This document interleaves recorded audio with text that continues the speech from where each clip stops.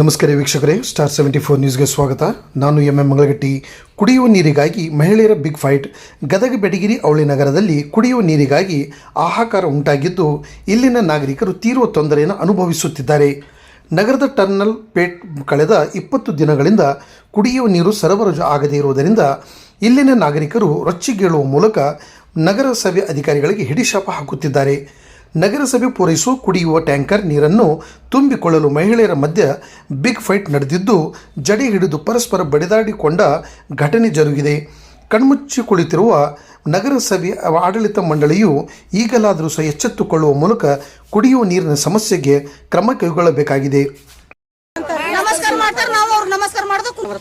Election ಇದ್ದಾಗ ಹಾಕ್ರಿ, vote ಹಾಕಾಕ್ರಿ. ಇಲ್ಲ ಇವ್ರು ದುಡ್ಡಾಕತ್ತಾರ.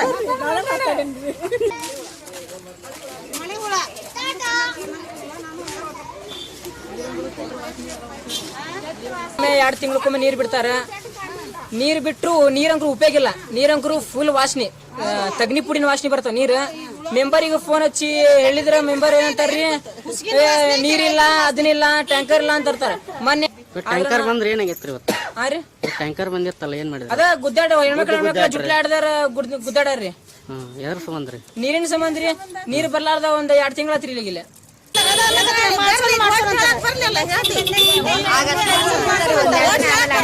ಮಾತಾಡ್ತೀವಿ,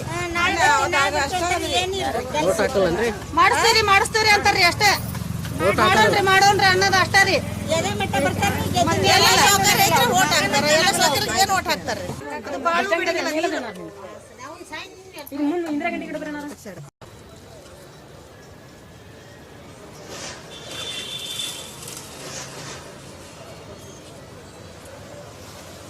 ಆದ್ರೆ ಬಿಟ್ರಿ ಇಲ್ಲ ಮುನ್ಸಿಪಲ್ದಾಗ ಆಡ್ತು.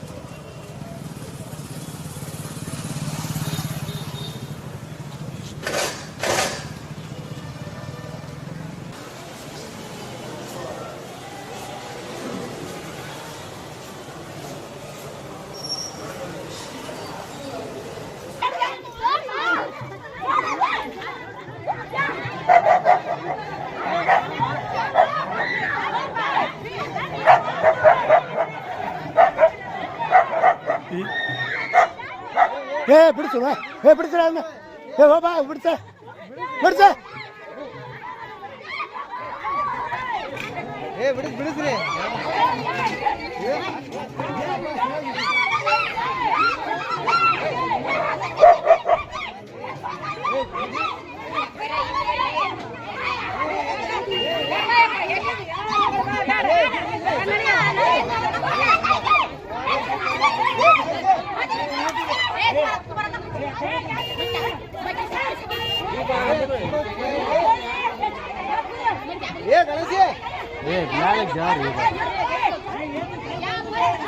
ಬಿಡಿಸಿ ಬಿಡ ಹೋಗ್ಲಿ.